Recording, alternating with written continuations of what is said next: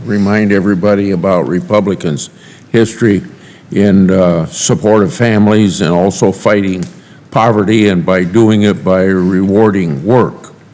Don't forget the Earned Income Tax Credit was signed into law by President Ford. The Child Tax Credit grew out of a Republican 1994 contract with America.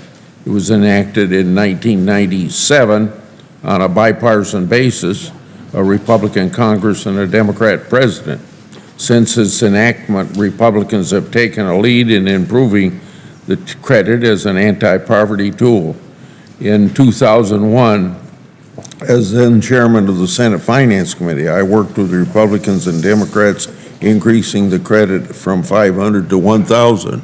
Moreover, we made the child tax credit refundable to help offset the burden of payroll taxes on working poor. This made low-income working families eligible to receive a tax refund even if they owed no income tax, even though they paid the payroll tax.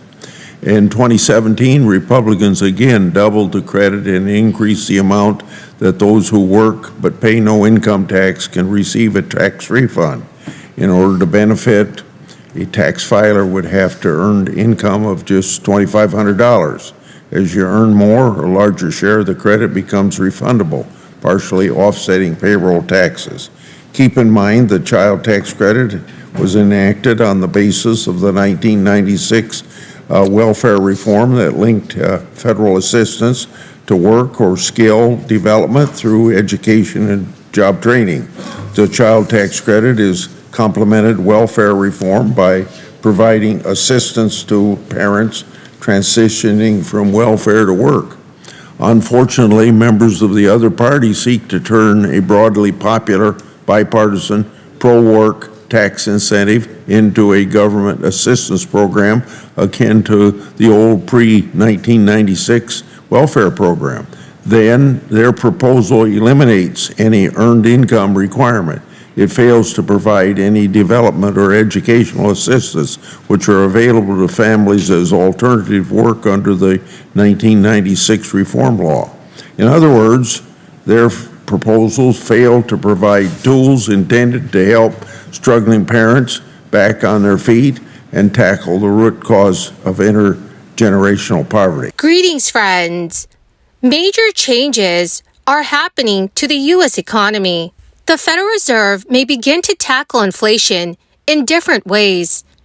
Several states across the country are now seeing rising gas prices. Currently, there are a few states that have agreed to pass new legislation that will help households save as much as $2,000. My dearest friends, please make sure that you watch until the end of this video to learn more about all of this information. Also, I will be giving away more Walmart gift cards this coming Friday. If you'd like to enter the weekly giveaway, friends, all you'll need to do is click and like several of my videos and then comment below the keyword of each video that you watch. The more videos that you comment on, dear friends, the greater your chances of winning the giveaways. Just today, Federal Reserve Chair Jerome Powell warned that Americans can expect more rate hikes. During testimony before the House Financial Services Committee, Powell warned that getting inflation back down to 2% has a long way to go, as inflation pressures continue to run high. His comments come 1 week after the Fed held its key rate steady for the first time since January 2022. At the time, the Fed signaled that 2 more quarter-point hikes are likely to happen this year. Powell said the Federal Open Market Committee expects to raise interest rates somewhat further by the end of the year, although decisions will be made meeting by meeting. Drivers in the state of Washington are beginning the official start of summer with an unwelcome sight, and that is America's most expensive gas prices. The average cost of regular gasoline in Washington state has jumped up by 32 cents over the past month to currently $4.93 a gallon, according to Patrick DeHaan, who is the head of petroleum analysis at Gas Buddy. It is an unusual trend. California has held the unwanted title of America's most expensive state for gas for roughly 95% of the time over the last few years. Prior to the past few days, Washington has never been the most expensive state for gas in data going back to 2005. It is also the first time over that span that the state topped both California and Hawaii. Some drivers in Washington are paying well over $5 a gallon. But the good news is that Americans are paying a lot less for gas than the first day of summer last year, even in the state of Washington, where the average was $5.54 a gallon 1 year ago. Currently, the average price for regular gas nationwide is $3.58 a gallon. That is down $1.39 from this point last year. That price drop reflects a plunge in oil prices amid worries about the economy and the Federal Reserve's action on inflation.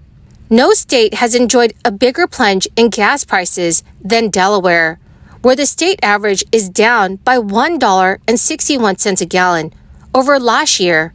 Michigan, California, Texas, Alaska, and Indiana have experienced large price drops over the past year. But right now, many states are also passing new legislation that will provide their residents with extra financial assistance. In a little over 1 hour, the Texas Senate passed what Lieutenant Governor Dan Patrick is calling the largest property tax cut in the history of the world. For weeks now, Governor Greg Abbott and House Speaker Dade Phelan have chastised each other's plans in news conferences and statements. But Lieutenant Governor Dan Patrick said he worked with Senate members over the weekend to develop a new bill that he hopes will be considered by the House in the remaining week of the special session called by the governor. This bill will provide a total of $18 billion in property tax relief. That is $400 million more than previously budgeted. But senators say the state has the money. Most homeowners would see their homestead exemptions rise to $100,000, and the homestead exemption for homeowners over the age of 65 would increase to $110,000. Senators say that will provide a savings of nearly $2,600 to most homeowners for the first 2 years, and nearly $3,000 in savings for the first 2 years of homeowners who are over the age of 65. This Wednesday, Democratic state leaders released details of a controversial property tax proposal for New Jersey seniors that upended state budget negotiations in recent weeks. The plan is dubbed Stay New Jersey, was designed to cut property taxes in half for most New Jersey homeowners 65 and older. It was introduced earlier this month by State Assembly Speaker Craig Coughlin and later backed by State Senate President Nick Scutari.